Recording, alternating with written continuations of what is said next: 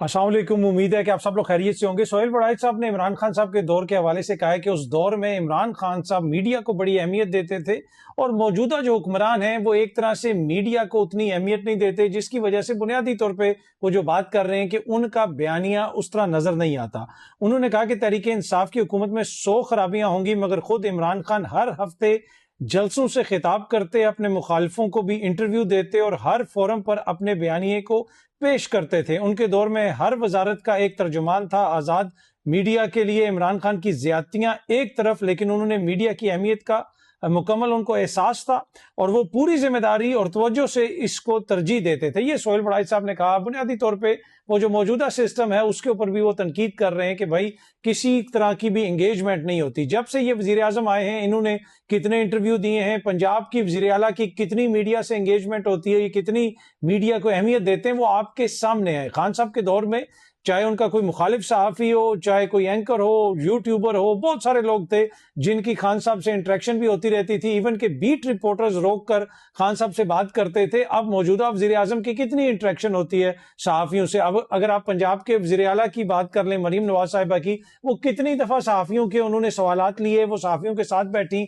अगर आप सोहेल अफरीदी साहब को देखें, आज भी चाहे वो लाहौर जाएं, कराची जाएं, कोयटा जाएं, जिधर भी जाएं, वो मीडिया को एक्सेस भी देते हैं। सोहेल अफरीदी साहब ने तमाम लोगों को बुलाया, इवन के जो बहुत बड़े नाकिद हैं पीटीआई के, उनको भी बुलाया, उनसे भी गुफ्तगू की। और उससे पहले अली अमीन गंडापुर साहब जब थे, तब भी उन्होंने उन तमाम एंकर्स को, उन तमाम सहाफियों को बुलाया जो तहरीक इंसाफ पे तनकीद करते हैं। जो भी तनकीद करता है उसका राइट है, लेकिन वो सबसे एंगेज करते थे। नून लीग की क़यादत, मौजूदा जो हुक्मरान हैं, वो कितना एंगेज करते हैं। पिछले दिनों एक खबर आई, सीनियर सहाफी सनाउल्लाह साहब ने खबर शेयर की कि पार्लियामेंट की गैलरी के अंदर, यानी वो जो पार्लियामेंट का कॉरिडोर है, सॉरी, उसके अंदर बिलावल साहब से एक सहाफी ने एक क्वेश्चन कर लिया जो उनको पसंद नहीं आया, और एक बड़े चैनल का वो सहाफी था, उसको पार्लियामेंट की कवरेज से हटवा दिया गया। तो ये हालत है। ये इतने जो है वो छुई मुई हैं। मौजूदा जो हुक्मरान हैं वो मीडिया को कितना एक्सेस देते हैं, और सोहेल बड़ाई साहब उस जानिब तवज्जो करवा रहे हैं। लेकिन एट द सेम टाइम मसला ये है कि मीडिया ने क्या किया है इसके ऊपर। मीडिया तो सुबह से शाम तक जो है किसके गुण गाता है। कितनी दफा 4 सालों में मीडिया में इस तरह के कॉलम लिखे गए कि जनाब ये एक्सेस नहीं देते, ये बात नहीं करते, ये कोई इंफॉर्मेशन नहीं देते। किसी किस्म की भी कोई भी इंफॉर्मेशन हो जो पब्लिक फंड्स के हवाले से हो, वो कितनी ज्यादा अवेलेबल होती है। पंजाब हुकूमत ने जहाज खरीदा, मीडिया पूछ पूछ के जनाब वो ऊपर नीचे हो गया, लेकिन उन्होंने कितनी इंफॉर्मेशन शेयर की, तो वो आपके सामने है। बड़ा क्वेश्चन ये है कि 4 सालों से इस हवाले से फिर मीडिया ने क्या किया।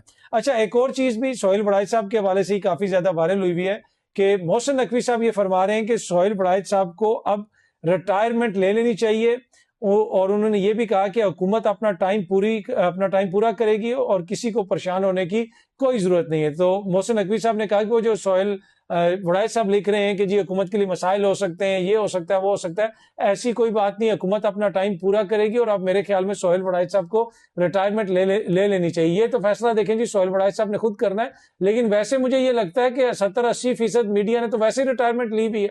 गुज़िश्ता 4 सालों के दौरान कितना कुछ लिखा गया, जो इंपॉर्टेंट चीजें थी, जो कुछ होता रहा। अब हम देख रहे हैं कि चकवाल में एक वाकया पेश आया, वहां पे सीसीडी के अफसरान भी गए, ऑस्ट्रेलवी बच्ची को वहां पे फायरिंग करके जाँ भाग कर दिया गया। अब उसके ऊपर पूरी दुनिया में रिपोर्टिंग हो रही है, तो यहाँ पे भी मीडिया भी बात कर रहा है और पूरी जो मशीनरी है वो आगे पीछे हिल रही है। लेकिन गुज़िश्ता 4 सालों के दौरान जिनको हम रिटायरमेंट के मशवरे दे रहे हैं, उन्होंने कितनी दफा लिखा कि भाई अल जजीरा ये रिपोर्ट कर रहा है, human rights commission of Pakistan ये रिपोर्ट कर रहा है कि जनाब इतने मुबैना पुलिस मुकाबले हुए। इसी तरह बहुत सारे जो दीगर मामलात हैं, चाहे वो अदलिया के हवाले से हों, सियासी आज़ादियों के हवाले से हों, दीगर बहुत सारे मामलात के हवाले से हों, उनके ऊपर बहुत सारे दानिश्वरों ने कितनी चीजें लिखी।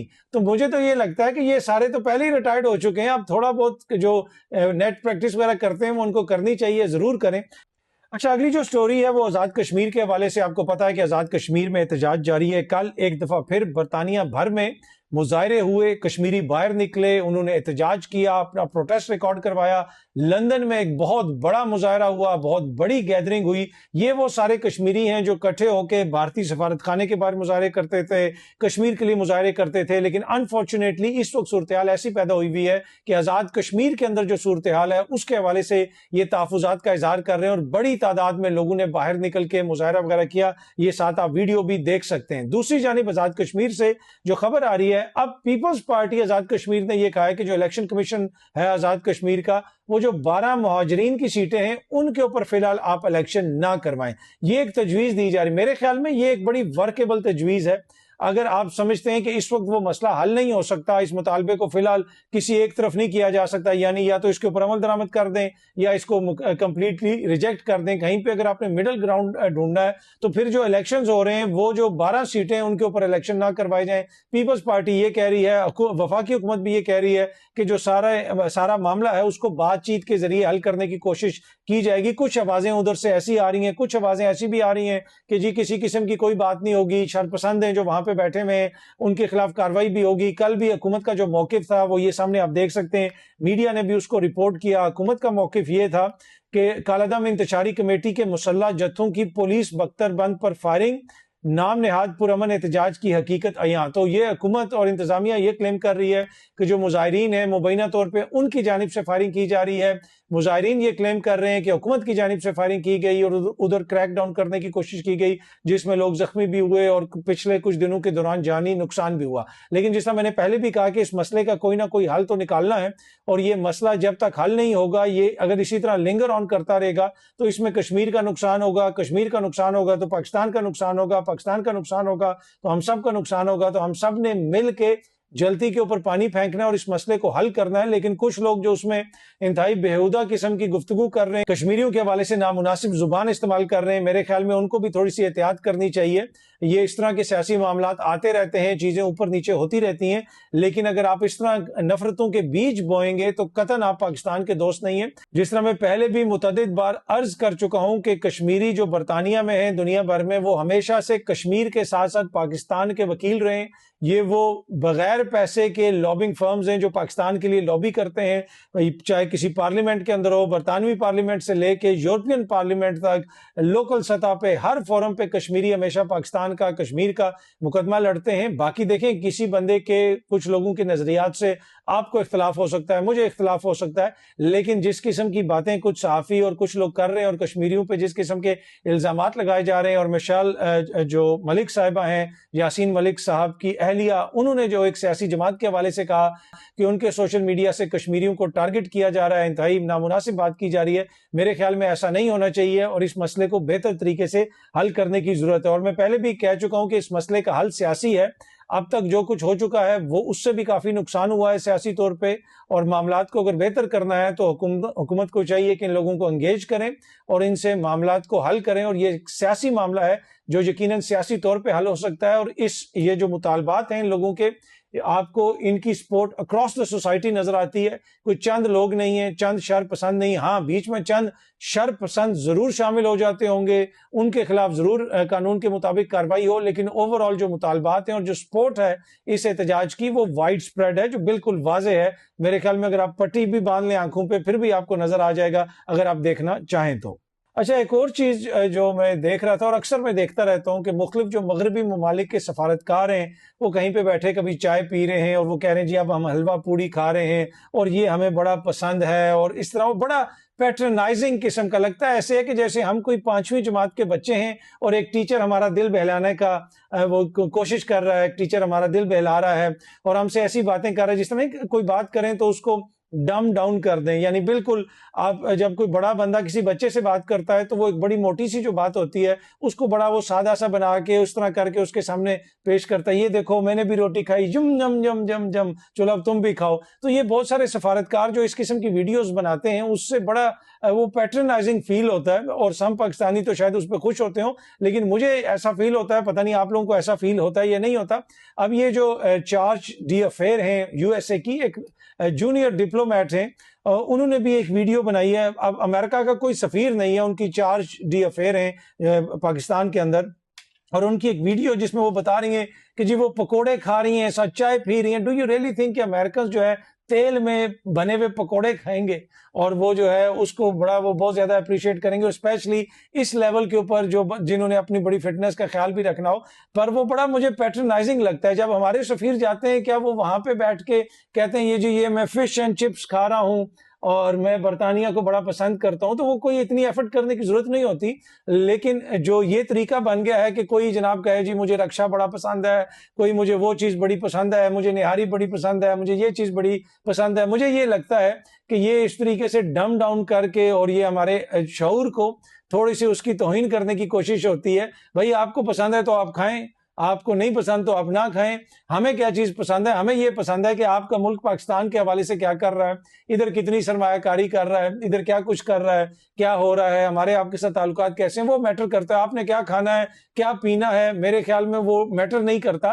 لیکن جس طرح میں نے آپ پہلے بھی کہا کہ وہ جس طرح چھوٹے بچوں کو خوش کرنے کے لیے کہا جاتا ہے نا، یہ تم بھی کھاؤ اور میں بھی کھاؤں گا، یم یم یم، مجھے اس طرح فیل ہوتا ہے. ہو سکتا ہے یہ میری اپنی سوچ مناسب نہ ہو، یا میری اپنی جو سوچ ہے وہ حقائق کے مطابق نہ ہو، یا میری جو اپنی سوچ ہے اس میں کوئی فرق ہو. اگر آپ ایسا سمجھتے ہیں تو ضرور مجھے میرے سے شیئر کیجئے گا، اور اگر آپ سمجھتے ہیں کہ ایسی صورتحال نہیں ہے تو وہ بھی شیئر کیجئے گا، کامنٹ کر کے بتائیے گا. اچھا جی، پارلیمنٹ کے اندر آپ کو پتا ہے بجٹ کا سیشن چل رہا ہے اور بہت ساری تقاریر ہو رہی ہیں اور بہت ساری باتیں ہو رہی ہیں. حکومتی شخصیات کھڑی ہوئی، انہوں نے پی ٹی آئی کے اوپر تنقید کی. عطا طارق صاحب کھڑے ہوئے، احسن اقبال صاحب کھڑے ہوئے، انہوں نے کافی زیادہ تنقید کی. انہوں نے کہا کہ جو اچھی باتیں آپ اس کی تعریف بھی کریں. اور بھی بہت سارے معزز اراکین کھڑے ہوئے اور انہوں نے اپوزیشن کے اوپر ایک طرح سے ڈگ لیا، یعنی تنقید کی، جو ان کا رائٹ ہے، کیوں نہ کریں، ضرور کریں. اب پھر جب باری آئی اسد کیسر صاحب کی، یہ سامنے آپ دیکھ سکتے ہیں، پبلک نیوز بھی اس کو رپورٹ کر رہا ہے.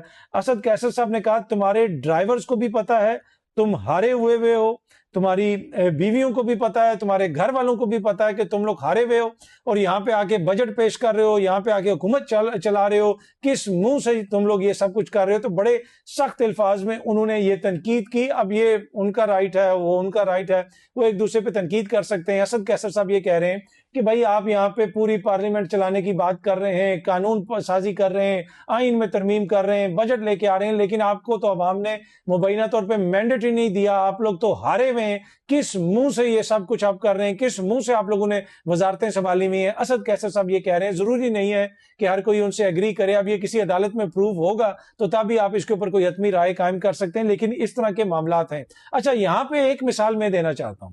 ایک جگہ پہ ایک تقریب تھی، ایک صحافی نے ایک تقریب کا انعقاد کیا، اس نے بہت سارے لوگوں کو بلایا، اور وہ صحافی نون لیگ کے بہت زیادہ قریب ہیں. انہوں نے مجھے کہا کہ جی آپ نے بھی آنا ہے. تو میں نے کہا میں آ جاؤں گا، حاضر ہو جاؤں گا، کوئی ایسا مسئلہ نہیں ہے. وہ تقریب تھی کہ جی ڈیفرنٹ صحافی آ رہے ہیں، ڈیفرنٹ لوگ آ رہے ہیں. تو میں بھی وہاں پہ چلا گیا. وہاں پہ کچھ اینکرز وغیرہ بھی تھے، کچھ سینئر صحافی بھی تھے، اور وہاں پہ ایک نون لیگ کی بڑی سینئر شخصیت آئی، اور وہ بڑی میاں صاحب کے بھی بڑے قریب ہے. ویسے بھی اس کو کہا جائے برین بھی آپ کہہ سکتے ہیں نون لیگ کا، اور جو ہے نا کافی پرانی نون لیگ سے وابستہ وہ شخصیت ہے. ان کے ساتھ ان کا ڈرائیور وغیرہ بھی آیا ہوا تھا. اب جب ہم کھانا شانا کھا لیا، سارے لوگ کھڑے تھے، تو ایک جگہ پہ میں کھڑا تھا، میرے ساتھ وہ صحافی دوست بھی کھڑے تھے اور ان سے بات ہو رہی تھی. تو اتنی دیر میں ایک بندہ آیا، اس نے آ کے مجھے کہا کہ جی میں نے آپ کے ساتھ تصویر بنانی ہے. میں نے کہا جی بنا لیں، میں کون سا ٹام کروز ہوں، بنائیں، ضرور بنائیں تصویر. تو وہ جو جس بندے نے مجھے بلایا ہوا تھا، جو ہوسٹ تھا، وہ بھی وہیں پہ کھڑا تھا. تو وہ بندے نے میرے ساتھ تصویر بنائی، اور ساتھ اس نے کہا کہ آپ کو پتا ہے میں کون ہوں. میں نے کہا جی مجھے نہیں پتا آپ کون ہیں، آپ بڑے اچھے انسان ہیں، جو بھی ہیں، آپ نے مجھے عزت دی، آ کے مجھ سے ملے، تو میرے لیے تو یہی کافی ہے، باقی تو میرے لیے ضروری نہیں ہے یہ جاننا کہ آپ کون ہیں یا نہیں ہے. انہوں نے کہا، انہوں نے نون لیگ کے ایک بڑے لیڈر کا نام لیا، اور میں یہ حلفاً آپ کو کہہ رہا ہوں کہ اس نے مجھے کہا کہ میں ان کا ڈرائیور ہوں، خاندانی ڈرائیور ہوں ان کا، شروع سے ان کے ساتھ ہوں، لیکن میں ان کو بھی کہتا ہوں کہ میں سپورٹ عمران خان کو کرتا ہوں. یہ اس بندے نے کہا. تو میں نے کہا جی آپ کی مرضی، آپ عمران خان صاحب کو کریں یا جس مرضی کو کریں. تو یہ جو اسد کیسر صاحب نے کہا نا کہ آپ کے ڈرائیورز بھی ان کو سپورٹ کرتے ہیں، تو صورتحال کچھ جگہوں پہ ایسی ہی ہے. باقی ایسا بھی ہو سکتا ہے کہ پی ٹی آئی کے اندر جو ان کے لیڈران ہیں، ممکن ہے کہ ان کے کوئی ڈرائیور یا ان کے قریبی لوگ نون لیگ کو سپورٹ کرتے ہوں، یہ تو ہو سکتا ہے. لیکن ایک چیز جو میں نے خود دیکھی اور خود ایکسپیرینس کی، کسی اور بندے کے سامنے ایکسپیرینس کی، وہ میں نے آپ کے ساتھ شیئر کر دی. اچھا جی، ایم کیو ایم کے اندر بھی لگتا ہے اس وقت ہے کہ کوئی بحث چل رہی ہے، کوئی معاملہ چل رہا ہے، اور خالد مقبول صدیقی صاحب اور مصطفیٰ کمال صاحب آمنے سامنے ایک دوسرے کے اوپر جوابی وار ہو رہے ہیں. کچھ لوگ یہ کہہ رہے ہیں کہ یہ معاملہ کامران ٹسوری صاحب سے شروع ہوا. کامران ٹسوری صاحب کو جس طریقے سے ہٹایا گیا شاید مبینہ طور پہ خالد مقبول صدیقی صاحب نے اس کی زیادہ کوئی مخالفت نہیں کی، کوئی حامی بھر لی، اور اس کے اوپر بھی اختلاف ہے۔ مصطفیٰ کمال صاحب جو ہیں وہ کافی ان کے اوپر تنقید کر رہے ہیں، آگے سے خالد مقبول صدیقی بھائی جو ہیں وہ یہ کہہ رہے ہیں کہ بھائی ایم کیو ایم کا فیصلہ وہ کارکن کرے گا جو ہمیشہ سے ایم کیو ایم میں رہا۔ آپ کو یاد ہوگا کہ مصطفیٰ کمال صاحب تو ایم کیو ایم چھوڑ کے چلے گئے تھے، پاک سرزمین پارٹی انہوں نے بنا لی تھی، اب یہ دوبارہ ایم کیو ایم میں آ گئے، تو آپ کو واضح طور پہ جماعت کے اندر اختلاف نظر آ رہا ہے۔ کیا یہ جماعت کی لیڈرشپ کا معاملہ ہے؟ مصطفیٰ کمال بھائی بار بار کہتے ہیں کہ جی انہوں نے ایکسٹینشن لی ہوئی ہے خالد مقبول صدیقی بھائی نے، تو کیا مصطفیٰ کمال صاحب جو ہے وہ پارٹی کے سربراہ بننا چاہتے ہیں؟ کیا مسئلہ ہے؟ لیکن اس میں کوئی دو رائے نہیں کہ اس وقت جو ایم کیو ایم پاکستان ہے ان کے اندر اختلافات ابھر کر سامنے آ رہے ہیں اور کھل کر سامنے آ رہے ہیں۔ اب اس میں مسئلہ کامران ٹسوری صاحب والا ہے یا اس کے ساتھ ساتھ کوئی اور مسئلہ بھی ہے؟ ماضی میں بھی جب ایم کیو ایم ٹوٹی تھی تو کامران ٹسوری صاحب کا اس میں بڑا امپورٹنٹ کردار تھا۔ وہ اس طرح تھا کہ جو فاروق ستار بھائی تھے انہوں نے نامینیٹ کیا تھا کامران ٹسوری صاحب کو کہ ان کو وہ بنایا جائے، سینیٹر بنایا جائے، لیکن ان کا نام لسٹ میں شامل نہیں کیا گیا تھا۔ اس کی وجہ سے کافی اختلاف ہو گیا تھا، فاروق ستار صاحب ناراض ہو گئے تھے، تو کامران ٹسوری بھائی جو ہیں ان کا جو سیاسی جن ہے وہ آلدو کہ وہ خود تو گورنر ہاؤس سے نکل گئے ہیں، لیکن ان کے جانے کے بعد بھی جو ہے ابھی بھی وہ زیر بحث بھی ہیں، اور کچھ لوگ یہ کہہ رہے ہیں کہ ان کی وجہ سے ہی یہ ایم کیو ایم کے اندر اختلافات ہیں۔ اب دیکھتے ہیں کہ یہ معاملہ آگے کس طرف جاتا ہے۔ ویسے ایم کیو ایم کے اکثر حکومتوں سے اختلافات ہوتے ہیں اور ایم کیو ایم کہتی ہے جی ہم استعفیٰ دینے والے ہیں، یہ کرنے والے ہیں، وہ کرنے والے ہیں، لیکن وہ کرتے نہیں ہیں۔ ہر حکومت کے اندر جو ہے نا وہ کسی نہ کسی طرح فٹ ہو جاتے ہیں۔ جس طرح لوگ کہتے ہیں آلو کی سبزی ہے نا وہ گوشت میں بھی ڈال جاتی ہے، وہ گوبھی میں بھی ڈال جاتی ہے، وہ کسی اور چیز میں بھی ساتھ آپ اس کو فٹ کر سکتے ہیں۔ تو آلو کی طرح جو ہے ایم کیو ایم والے ہر جگہ پہ ہر نظام کے اندر فٹ ہو جاتے ہیں، اور جب کوئی مسئلہ بنتا ہے تو آلو کی طرح ہی، جس طرح آلو کو شوربے سے نکالنے پیچھے صرف شوربہ رہ جاتا ہے، تو وہ بھی جناب ان کو وہ نکل بھی جاتے ہیں سسٹم سے۔ تو یہ ان کے اوپر تنقید ہوتی ہے ایم کیو ایم کے اوپر۔ لیکن اس وقت جو بڑی خبر ہے وہ یہ ہے کہ ایم کیو ایم کے جو آپس کے اختلافات ہیں وہ کھل کر اب میڈیا پر ڈسکس ہو رہے ہیں۔ بہت جلدی آپ سب دوستوں سے دوبارہ ملاقات ہوگی۔ Thank you very much.